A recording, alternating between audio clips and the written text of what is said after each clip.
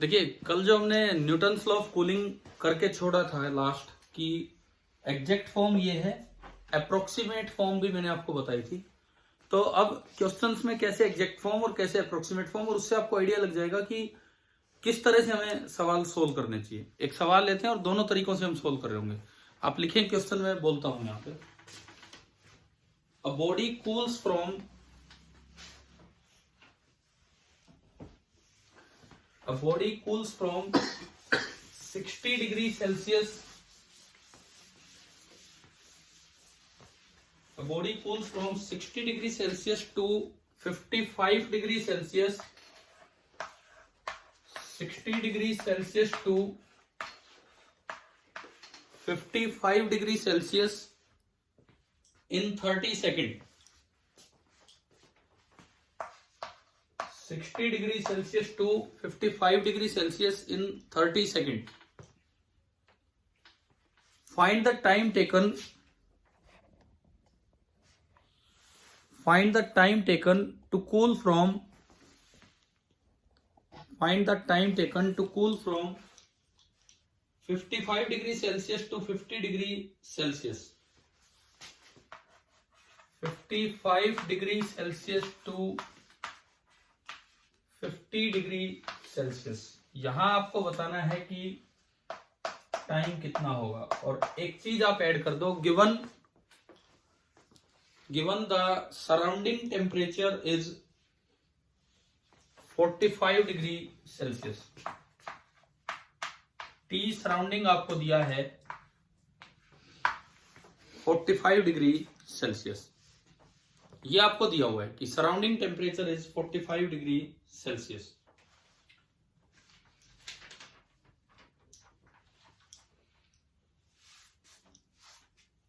सबसे पहले हम चलते हैं एग्जैक्ट मेथड जो है उससे, और उससे थोड़ा अंदाजा होगा कि कैसे कैलकुलेशंस मुश्किल हो जाएंगी। पहले हम चले भाई एग्जैक्ट मेथड से, उसको सीखिए आप।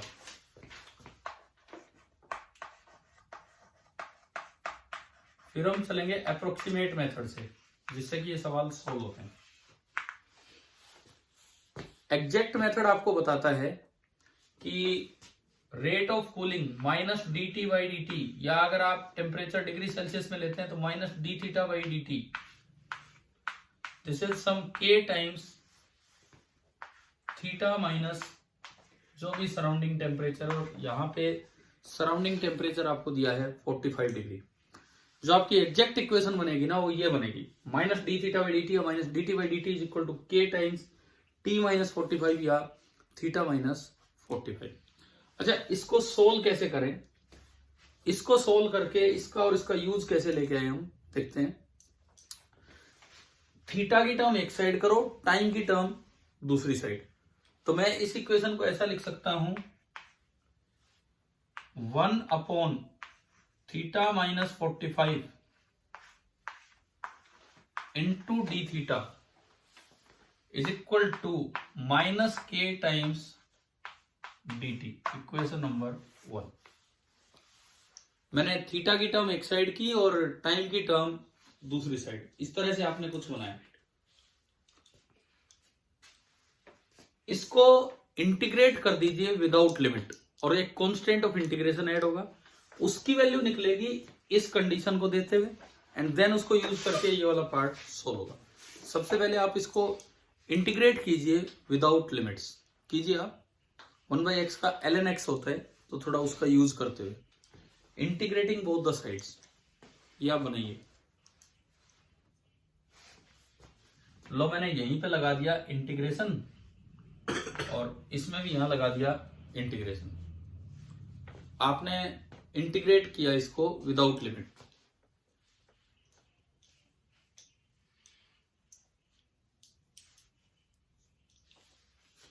क्या बनेगी इंटीग्रेशन के बाद इसकी वैल्यू? इसको सोल्व करें तो, अगर आपको ये करना आए तो ये बनेगा ln ऑफ थीटा माइनस 45। हाँ भाई, ये क्लियर है ये वाला integration, ln of theta minus 45, ठीक है, बराबर minus k into integral d t होगा टी, और साथ में एक constant of integration. ln of theta minus 45 is equal to minus k t plus c. क्या ये समझ आ गया है? ठीक है। अच्छा, एक और भी तरीका होता है, आपको सी नहीं लेके आना हो, आप विद लिमिट इंटीग्रेशन करके के की वैल्यू ले आओ। आपको एक कंडीशन पता है पहले से ही कि अगर टेम्परेचर 60 से 55 गया है थीटा, तो टाइम कितना लगा है? 30 सेकंड।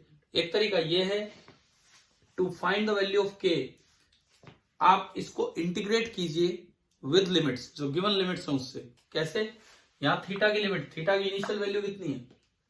60, फाइनल 55, तो थीटा 60 टू 55 और टाइम लगेगा 0 से लेके 30 सेकंड। ये भी आप कर सकते हैं।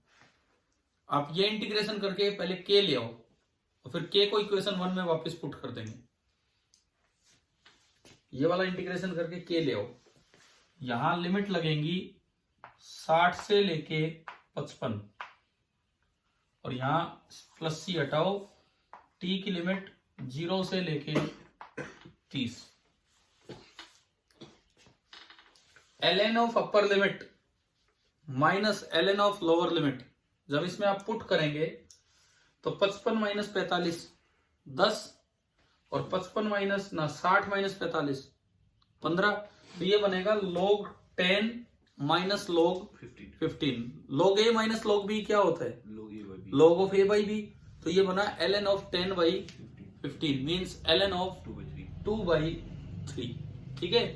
मैं अगर इस इक्वेशन को आगे बढ़ाऊं तो ये इक्वेशन यहां से ये निकल के आई कि ln of 2 by 3 is equal to minus k into 30 minus 0 that is 30।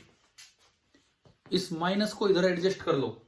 Minus जब इधर आएगा तो आपको पता होना चाहिए कैसे एडजस्ट होगा।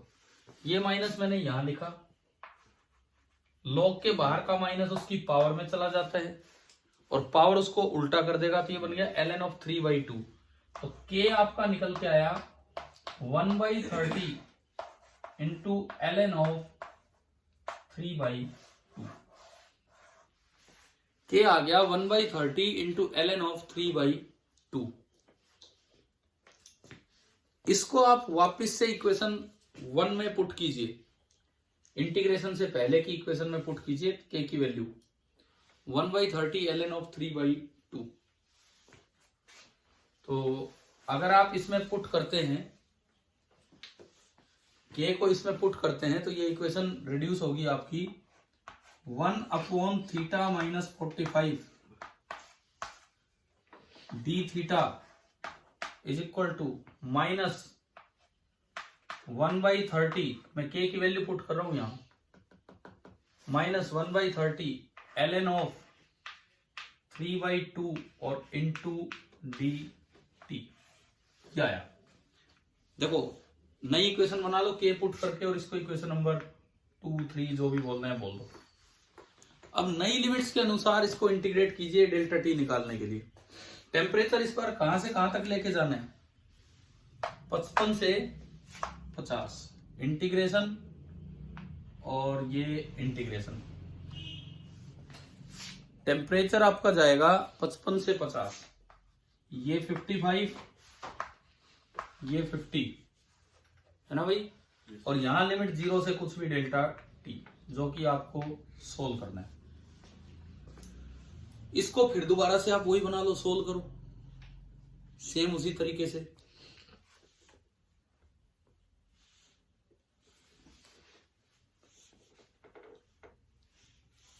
इसको फिर दोबारा से सोल्व कीजिए, आप थोड़ा आगे बढ़ाएं।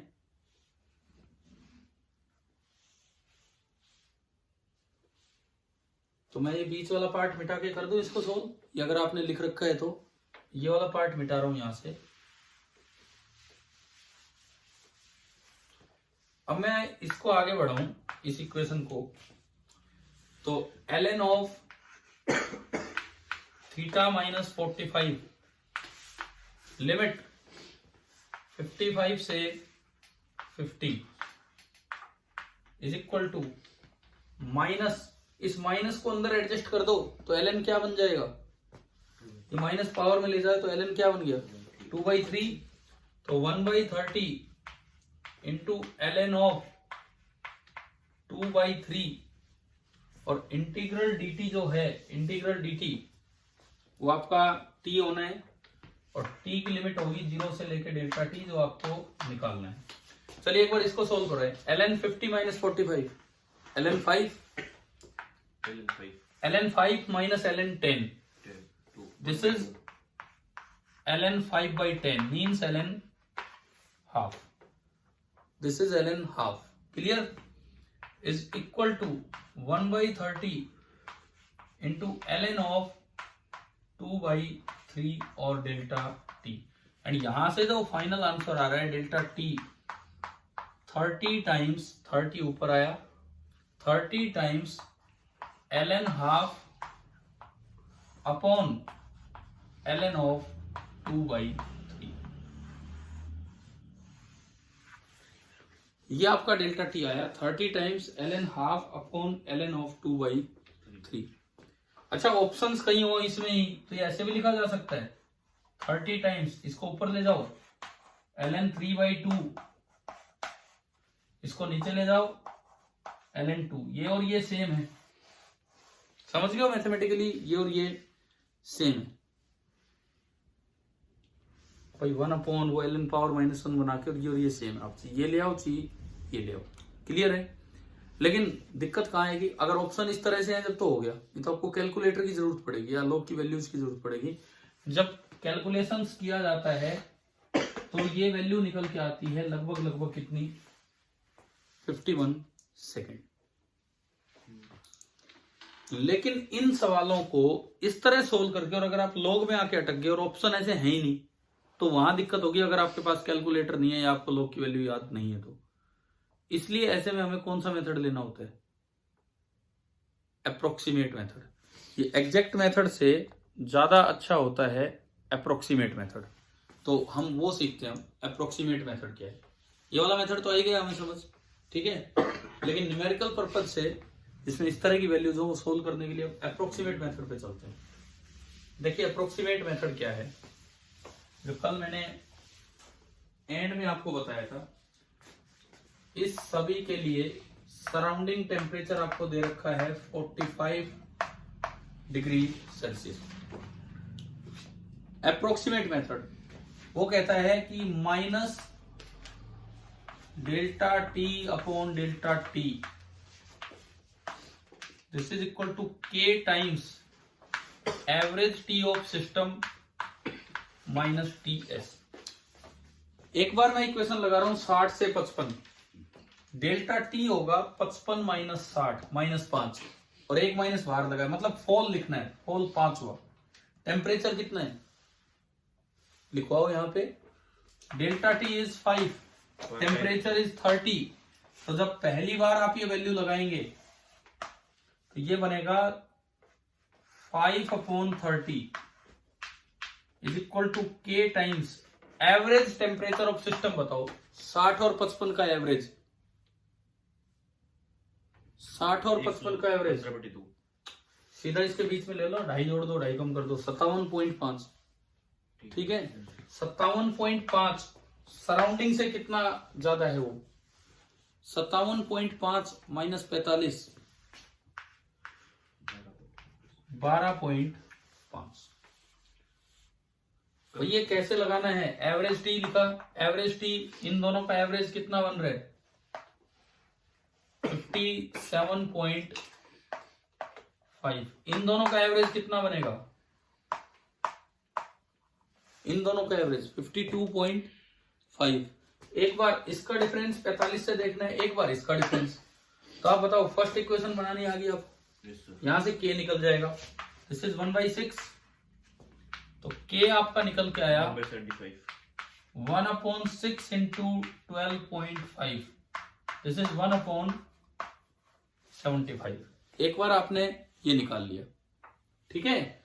उसके बाद दूसरी बार ये इक्वेशन लगाओ, fall in temperature 55, 50, 5 time taken delta T मुझे लेके आना है, वो तो निकालना है, ढूंढना है, इज इक्वल टू के कितना आ चुका है के कितना आ चुका है 1/75 इंटू ये एवरेज तो कितना है 52.5 और इसमें से आप घटाएंगे कितना 45 कितना हो गया 52.5 माइनस 45 7.5। देखो कितनी आसान कैलकुलेशन होगी। यहां से अगर आप डेल्टा टी निकालते हो ये कट गया 50 ये 10 आएगा और डेल्टा टी कितना आ रहा है तो भाई कोई बहुत फर्क तो नहीं आया। आप इतना अजीबोगरीब कैलकुलेशन करके 51 सेकंड निकाल रहे हो, यहां से क्या आंसर आ रहा है 50 सेकंड। ऑप्शन इतनी पास नहीं मिलेंगे क्योंकि उन्हें पता है कि आप इसको सोल्व करने जा रहे हो यूजिंग अप्रोक्सीमेट मेथड।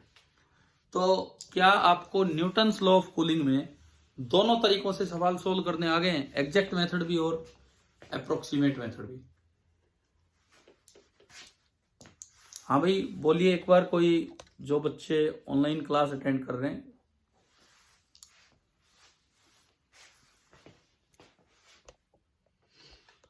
दक्ष एक बार रिप्लाई करना, क्या ये दोनों मेथड समझ आए कि नहीं आए?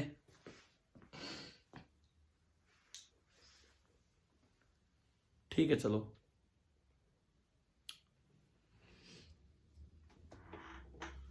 ठीक है नोट कर लो, फिर हम कुछ और करते हैं, आगे बढ़ते हैं।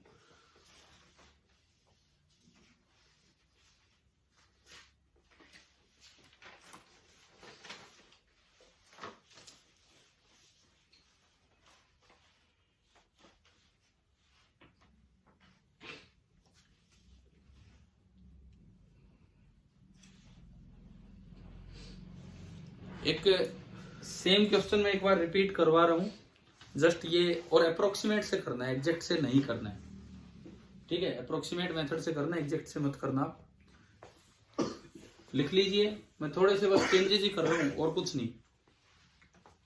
सराउंडिंग टेम्परेचर हमने कर दिया 30 डिग्री सेल्सियस। अगले सवाल में इसी तरह का डायग्राम सा बना के अपना कर लो। सराउंडिंग टेम्परेचर हमने किया 30 डिग्री सेल्सियस, ये लिया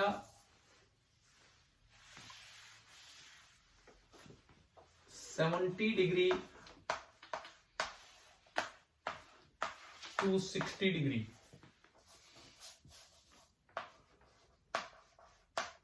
टाइम टेकन 5 मिनट। तो 60 degree to 50 degree time taken क्या होगा? जस्ट फटाफट से आप अप्रोक्सीमेट मेथड से, किसी को आंसर भी पता हो तो दोबारा से कर ले एक बार, अप्रोक्सीमेट मेथड लगाना है।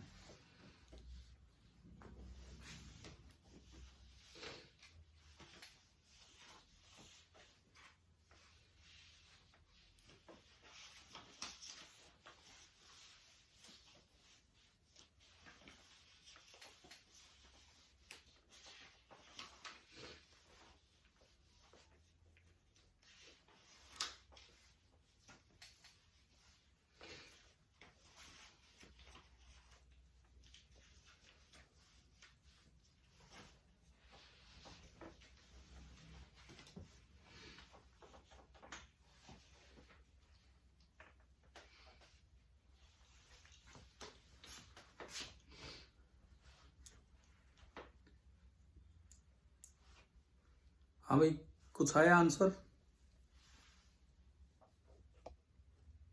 बोलिए अगर किसी का आंसर आ गया है तो बोले, सोल्व करने के बाद।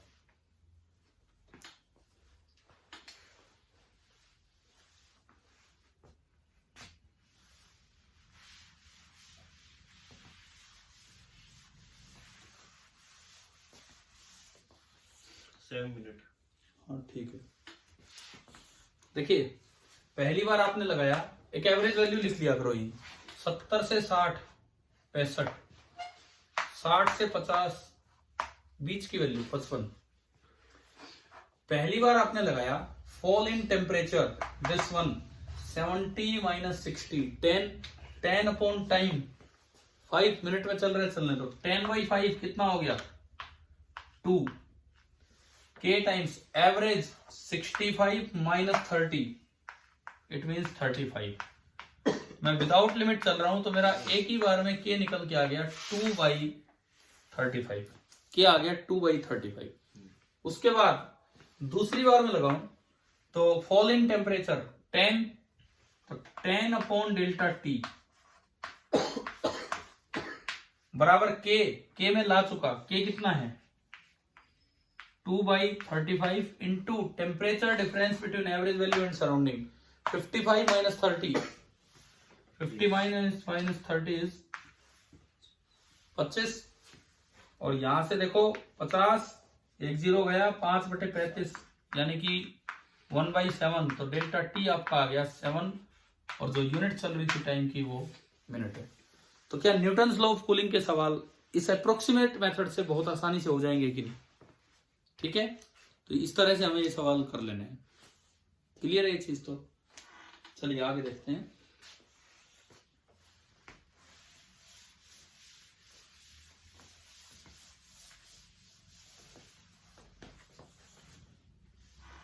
देखो अब मैं थोड़ा एक क्वेश्चन,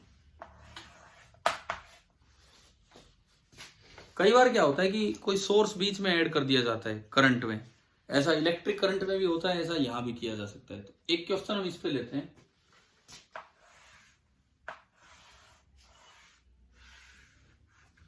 ये एक कंटेनर आपको दिया गया है और ये एक इंसुलेटिंग बॉक्स है एक तरह से।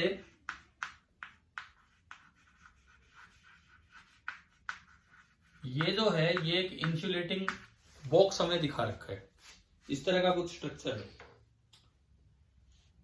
इसमें 2 मेटल के प्लग लगा दिए जिनकी लेंथ L है, एरिया A है और कंडक्टिविटी K है। एक प्लग यहां लगाया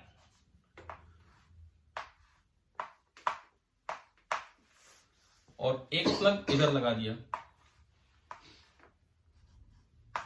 2 मेटल प्लग लगा दिए, लेंथ दोनों की L है, एरिया दोनों का A है और कंडक्टिविटी दोनों की K है। These are 2 metal plugs। इसके इधर एक θ1 डिग्री सेल्सियस टेम्परेचर मेंटेन कर रखा है। Now this is a high temperature and इसके इधर θ2 डिग्री सेल्सियस टेम्परेचर मेंटेन कर रखा है and now this is a low temperature. ठीक है, मेटल है मतलब उसमें से हीट कंडक्ट कर सकती है। हम थोड़ा रेडिएशन से अलग जा रहे हैं इस तरह से। बीच में एक सोर्स रखा हुआ है, हीट का एक सोर्स रखा हुआ है। एस क्या है? एक सोर्स है जिसकी पावर है P0। पावर हीट करंट ही होती है, पावर होती है एनर्जी अपॉन टाइम, यानी कि दैट इज हीट करंट। ठीक है, बनाओ ये डायग्राम बनाओ, फिर मैं इसमें पूछता हूं आपसे।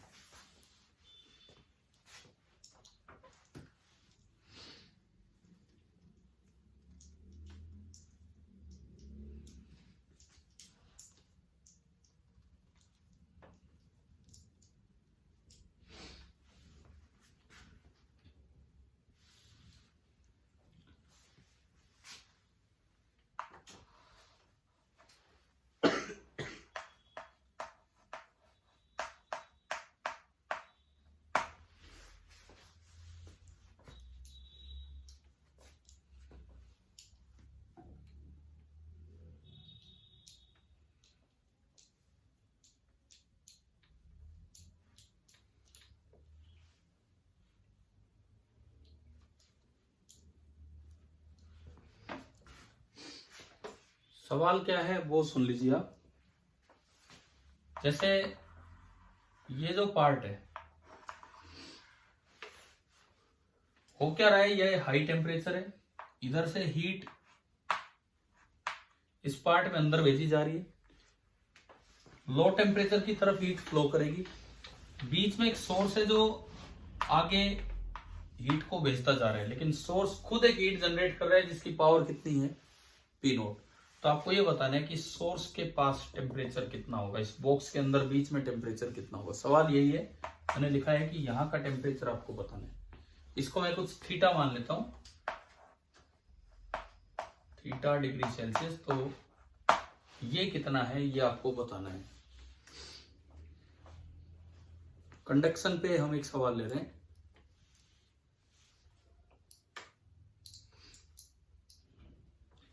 कभी हमने किरचॉफ करंट लॉ जैसी कोई चीज सुनी है क्या? फ्लूइड में सुनी हो, 10th में सुनी हो कहीं, किरचॉफ करंट लॉ। एक जंक्शन पे आने वाला करंट बराबर जाने वाला करंट। यहां पे कैसे लगेगा? एक साइड से कितना करंट आ रहा है, कुछ I1 हम बोल देंगे। यहां नया करंट जो जनरेट होके ऐड हो रहा है उसको कुछ I2 बोल देंगे, और आगे जो करंट फ्लो करके जा रहा है लेट इट बी I3। तो हमारी जो इक्वेशन बनेगी, भाई मुझे थीटा निकालना है, मैं चलता हूं इस पे। मेरी इक्वेशन बनेगी I1 plus I2 is equal to I3। KCL at the junction. इस जंक्शन पे I1 इधर से आया, I3 आगे निकला और I2 इसने जनरेट करके ऐड किया। तो I1 plus I2 is I3। पहले I1 लिखो, जैसे आप कंडक्शन में करंट लिखवाते थे, यहां से यहां। इधर टेम्परेचर कितना है यहां का? यहां का टेम्परेचर कितना माना हमने? थीटा। तो यहां से यहां जो करंट आएगा कितना आएगा? V/R करते थे ना हम, V/R ओम्स लॉ की तरह। तो V है temperature difference. Now temperature difference is θ1 minus theta. इसका R बताओ, अगर आप ना भूले हो तो इसका R होता था 1/K L/A प्लस I2 कितना होगा जो सोर्स ने करंट ऐड किया है। जो पावर ऑफ सोर्स होती है that is energy per unit time, that is heat current. तो I2 कितना है? P0 बराबर I3 लिखो है, I3 बोलिए यहां से यहां। Temperature difference will be theta minus θ2 upon resistance 1/K L/A। एक इक्वेशन बनी और उसमें देखो आप एक ही वेरिएबल है, इसमें एक ही अननोन है, कौन? थीटा। बाकी सब नोन है, तो यहां से आप इधर उधर करके अपना थीटा सोल्व कर लेंगे, सिंप्लीफाई। अच्छा, ये जो डायग्राम है, ये डायग्राम ऐसे भी आ सकता था कि ये बॉक्स बस यही दिखा रखा है, बाहर बॉक्स नहीं दिखा रखा है। पाइप इधर से बाहर से जुड़ा हुआ है, पाइप ये भी बाहर निकला हुआ है, और बीच में बस जरा सा सोर्स दिखा रखा है। एक ही बात है, दोनों बिल्कुल सेम होंगे। यहां से आप थीटा सोल्व कर लेना। जो इसका आंसर आएगा, आंसर मैं लिख देता हूं जो आपका आना है। थीटा बराबर θ1 प्लस θ2/2। एक तो ये टर्म आएगी इसको सिंप्लीफाई करने में, प्लस P0L अपॉन 2KA।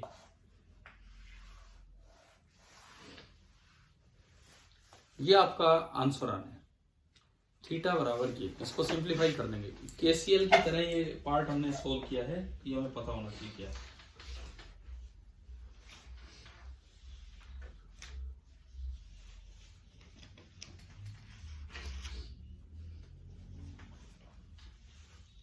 कुछ इसमें जो सवाल होते हैं उनमें ना गैस इक्वेशन और उनका यूज होता है जो थर्मोडायनेमिक्स से रिलेट होके आते हैं। जब हम KTG पढ़ेंगे, थर्मोडायनेमिक्स पढ़ेंगे, तो वहां भी कुछ सवाल इनके सोल्व हो पाएंगे। वहां पे हम बॉयल्स लॉ, चार्ल्स लॉ, ये सब चीजें देखेंगे, गैस इक्वेशन देखेंगे, PV = nRT। तो थोड़ा थोड़ा इन चीजों का भी यूज कभी कभार सवालों में हो जाया करता है। ये वाला समझ आ गया है सवाल? ठीक है।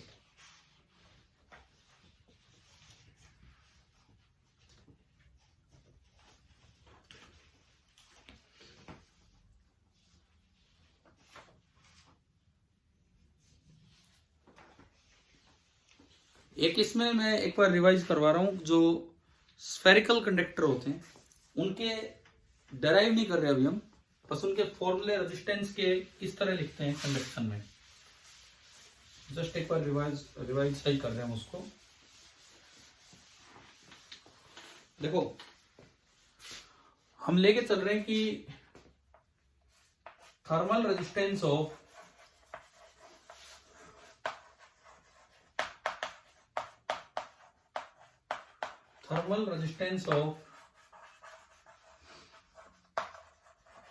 Spherical conductors.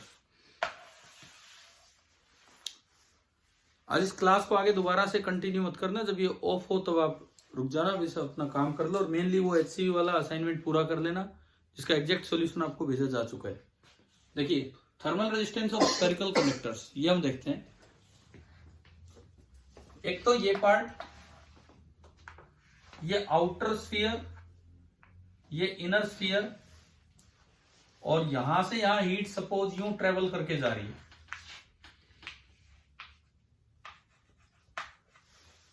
मान लो इनर स्फीयर का रेडियस है a, आउटर स्फीयर का रेडियस है b, और ये इसमें मटेरियल भरा हुआ है जिसकी की थर्मल कंडक्टिविटी है k, जिसकी की थर्मल कंडक्टिविटी है k।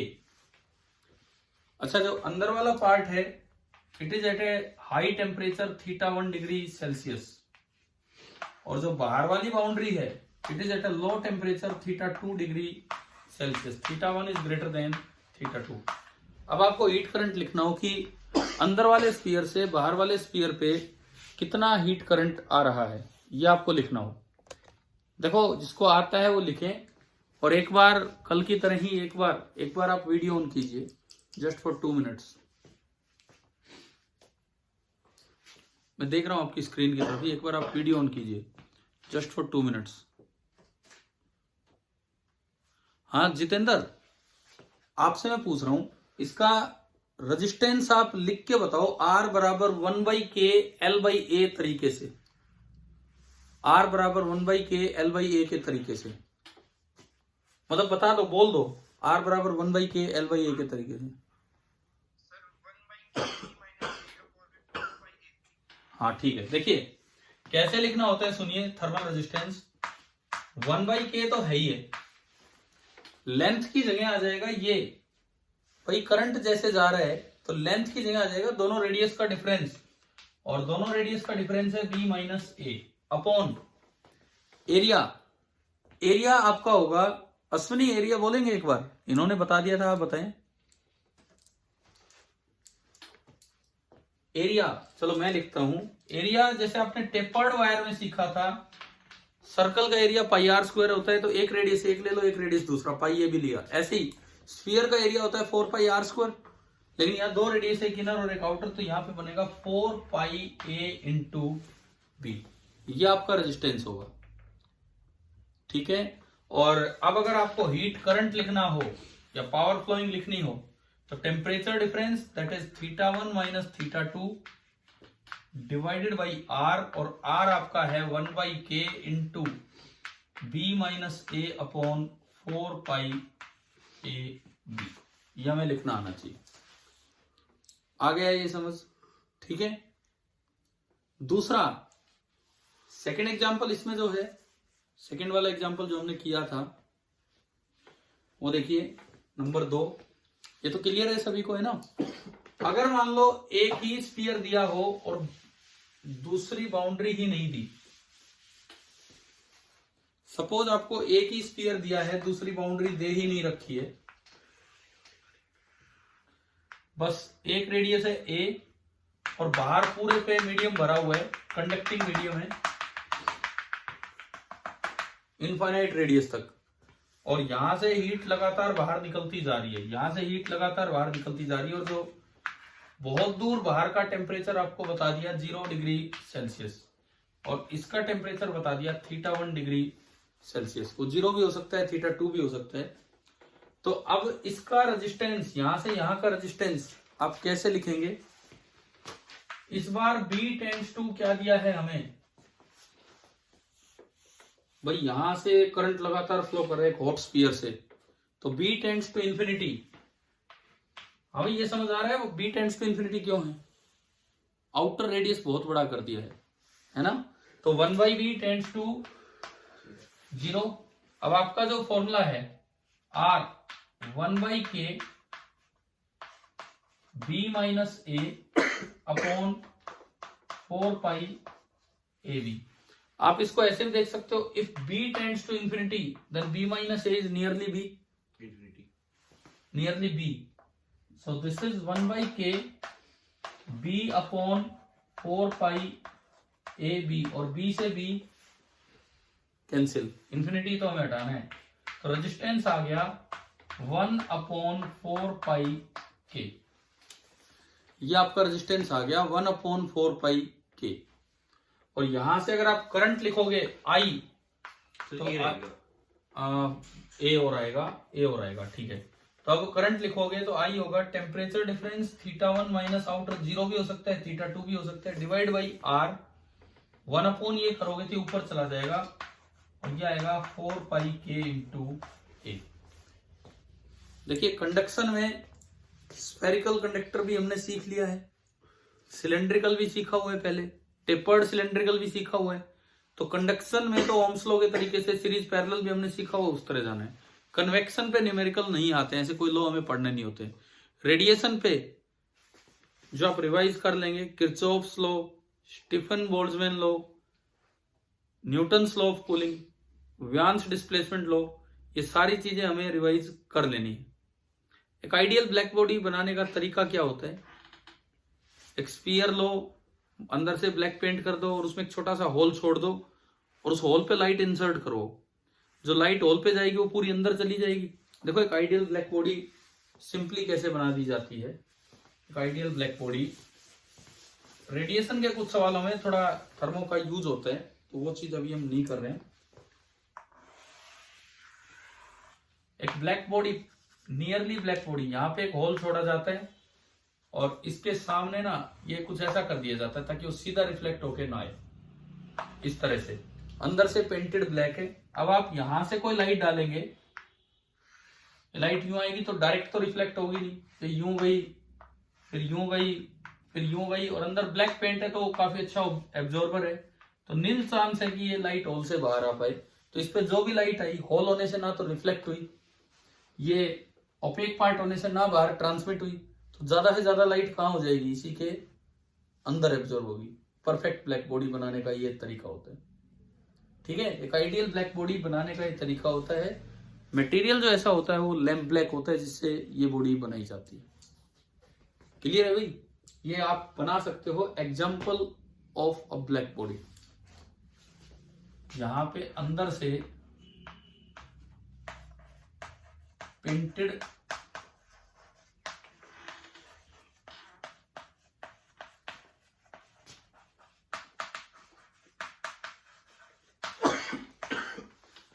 ब्लैक फ्रॉम इनसाइड, यहां पे क्यू इन है, और जो मल्टीपल टक्करों के कारण क्यू ए बराबर क्यू इन हो जाएगा, यानी कि इस होल का ए जो है वो 1 है। तो ये आपकी परफेक्ट ब्लैक बॉडी की तरह काम करेगी, ठीक है।